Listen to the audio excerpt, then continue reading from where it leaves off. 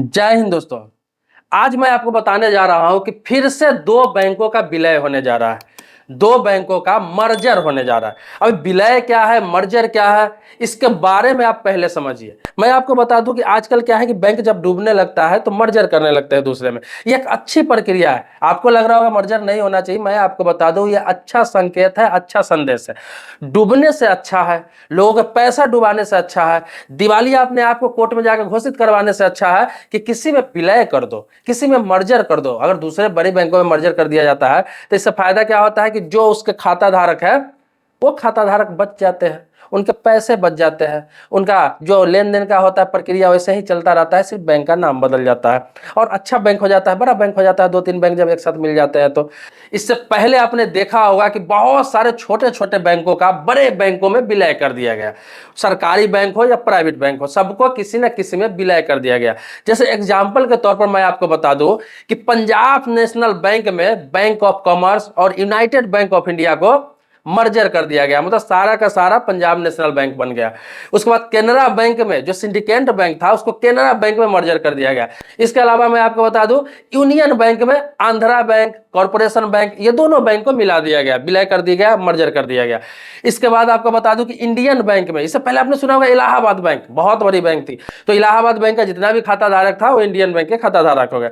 इसके अलावा आपको बता दूं बैंक ऑफ बड़ौदा में देना बैंक, विजया बैंक, ये भी एक बैंक था, देना बैंक, विजया बैंक, ये दोनों बैंक बैंक ऑफ बड़ौदा में मर्जर हो गया और उसका नाम हो गया बैंक ऑफ बड़ौदा। अब बहुत कम बैंक बच गए, बहुत कम बैंक बच गए और जो बचे हुए हैं उसको भी बड़े बैंकों में विलय किया जा रहा है। इससे क्या होता है कि बैंक की संख्या कम होगी, लोगों को सुविधा अच्छा मिलेगा, बैंकों का कैपिटल अधिक बढ़ जाएगा। तीन चार बैंक जब एक जगह मर्जर होते हैं तो बैंक का पूंजी बढ़ जाता है, उसका कैपिटल बढ़ जाता है और उसका बिजनेस बढ़ जाता है। इससे कस्टमर को भी फायदा होता है और क्या होता है, ब्रांचेज हर जगह मिलने लगते हैं। जैसे बैंक ऑफ बड़ौदा का ब्रांचेज हर जगह है, लेकिन देना बैंक का ब्रांचेज हर जगह नहीं था। लेकिन जब देना बैंक को बैंक ऑफ बड़ौदा में मर्जर कर दिया गया तो कस्टमर को सुविधा क्या हुआ, बैंक ऑफ बड़ौदा हर जगह है, हर जगह उनको सुविधा मिलने लगा। अब विलय करने का कारण भी होता है, उस कारण को भी आप जान लीजिए। कारण यह होता है कि छोटे बैंक है जो अच्छा बिजनेस नहीं कर पाते, किसी कारण बस कर्ज में दब जाते हैं, फाइनेंस नहीं कर पाते हैं, या फिर कहीं लोन, बड़ा लोन कर देते हैं किसी बिजनेसमैन को और वो रिटर्न नहीं कर पाता है, वो दिवालिया हो जाता है, तो बैंक की स्थिति खराब हो जाती है। इस स्थिति में बैंक डूब ना जाए, जब डूबने के कगार पर होता है तो उसको बड़े बैंक में मर्जर कर दिया जाता है। क्यों मर्जर किया जाता है? वो इसलिए कि जैसे देना बैंक हो गया, इलाहाबाद बैंक हो गया, विजया बैंक हो गया, सिंडिकेट बैंक हो गया, अगर इन लोगों का, इन बैंकों का, बड़े बैंकों का मर्जर नहीं किया जाता तो क्या होता? यह होता है कि वो बैंक डूबती और लोगों के पैसे डूबते, लोगों के खाता डूब जाते, खाता धारक को परेशानी होती। तो यह एक अच्छा संकेत है, ऐसा ही होना चाहिए, बैंक नहीं डूबना चाहिए। आरबीआई का यह रूल है, यह नियम है कि कोई भी बैंक डूब जाता है, आरबीआई के अंडर में काम कर रही है, जैसे बड़े बड़े बैंकों है, एसबीआई, बैंक ऑफ बड़ौदा, इसके अलावा एचडीएफसी बैंक, आईसीआईसी बैंक, ऐसे जितने भी बैंक है, वो बैंक डूब जाता है तो आपको भी पता है, लेकिन फिर से बता देता हूं, अगर बैंक डूब जाए किसी भी हालात में तो कोई भी कस्टमर है उसको 5 लाख रुपया का सिक्योरिटी रहता है, मतलब 5 लाख रुपया उससे मिलेगा ही मिलेगा।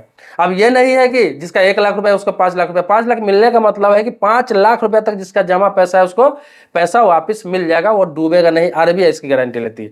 लेकिन 5 लाख से ऊपर है, किसी का 10 लाख, 20 लाख, 15 लाख रुपया जमा है और बैंक डूब जाती है तो भी उसे 5 लाख ही मिलेगा, तो ही 5 लाख की गारंटी होती।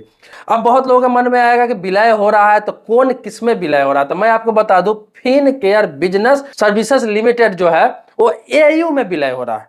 एयू मतलब Fin Care Business Services Limited के जितने भी कस्टमर हैं अब वो एयू के कस्टमर हो जाएंगे। इसकी बैठक हो गई हुई है दोनों बैंकों का और उसका निष्कर्ष निकल चुका है, एक दूसरे से सहमति बन चुकी है और यह फाइनल हो चुका है। तो इस बात को समझिए कि आपको Fin Care Business Services Limited bank में अगर आपका अकाउंट था, है, तो समझिए वो बैंक डूबने नहीं जा रही है, बैंक भाग नहीं रही है, दिवालिया नहीं हो रही है। उसका क्या है, विलय मतलब merger AU small finance bank में कर दिया गया है। अब है कि जितने भी फिन केयर के कस्टमर होंगे वो एयू स्मॉल बैंक के कस्टमर हो जाएंगे। बाकी सेम टू सेम सारा चीज चलता रहेगा जैसे उनका चल रहा है, कोई दिक्कत किसी प्रकार की नहीं आएगी। अब बहुत सारे लोगों के मन में यह भी आएगा कि स्मॉल बैंक क्या होता है। स्मॉल बैंक इसलिए नाम रखा जाता है कि कोई बैंक जब छोटे स्तर का होता है, जब स्टार्टिंग होता है, जो आरबीआई के रूल के हिसाब से जो बना हुआ है, तो स्मॉल बैंक भी स्टार्ट किया जा रहा है। हालांकि इसका बता दो कि एयू स्मॉल बैंक का जो है कैपिटल बहुत ही बेहतरीन है, इसका शेयर मार्केट में प्राइस भी बहुत अच्छा है और इसका रनिंग भी अच्छा है, सर्विसेज भी अच्छा है और आने वाला समय में एक बड़ा बैंक बनने के संकेत दे रहा है और बड़ा बैंक यह बन सकता है क्योंकि इसका सर्विसेज अच्छा है। इसीलिए फिनकेयर जैसे बैंक अपने आप को इसमें विलय कर रही है। देखिए इसके जो शेयर धारक है फिनकेयर बिजनेस सर्विसेज लिमिटेड का जो शेयर धारक है, जो जिन्होंने इसका शेयर खरीद रखा है, तो बता दो उसको भी घबराने की जरूरत नहीं।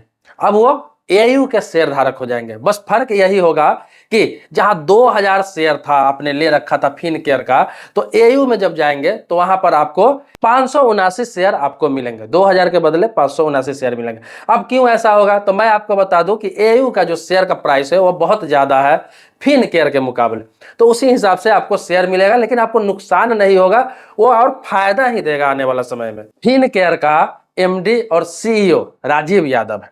अब डिप्टी एमडी होंगे, डिप्टी सीईओ होंगे किसका, एयू का। लेकिन आपको बता दूं उसका जो एमडी होगा एयू का और सीईओ होगा वो संजय अग्रवाल रहेंगे। तो मैंने आपको बहुत ही महत्वपूर्ण जानकारी दी है और आपको बताने का प्रयास किया हूं कि आज के डेट में बैंक अगर डूबने लगता है, स्थिति खराब होती है, दिवालिया हो जाती है, तो मर्जर क्यों किया जाता है।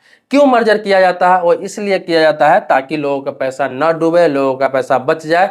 इसीलिए इसमें निगेटिव होने की जरूरत नहीं है। कस्टमर पर किसी प्रकार का कोई फर्क नहीं होगा, कोई दबाव नहीं होगा, न उनके पैसों पे कोई फर्क पड़ेगा। सिर्फ बैंक के नाम बदलेंगे, उसके जो डॉक्यूमेंट्स है वो बदलेंगे, बाकी उनका अकाउंट नंबर वगैरह सब सेम टू सेम ही रह जाता है। कस्टमर को घबराने की जरूरत नहीं है, परेशान होने की जरूरत नहीं है। तो जो भी सवाल आते हैं, कोई लोग सवाल पूछते हैं तो उसको मैं क्लियर करने का प्रयास करता हूँ। इसके अलावा भी बहुत सारे टॉपिक पर वीडियो बनाता हूँ, जैसे बैंकिंग हो गया, इंश्योरेंस हो गया, लोन हो गया, फाइनेंस हो गया, पोस्ट ऑफिस हो गया, बहुत सारे टॉपिक है। आप इस चैनल पर नए हैं, पहली बार आए हैं, तो चैनल को सब्सक्राइब कीजिए, बगल में बेल घंटी है उसको भी जरूर दबा लेंगे। लेकिन पुराने सब्सक्राइबर है तो इसके लिए धन्यवाद देता हूं, आभारी हूं आपका। मिलते हैं नेक्स्ट वीडियो में एक नए मुद्दे के साथ, तब तक के लिए शुक्रिया, धन्यवाद, जय हिंद दोस्तों।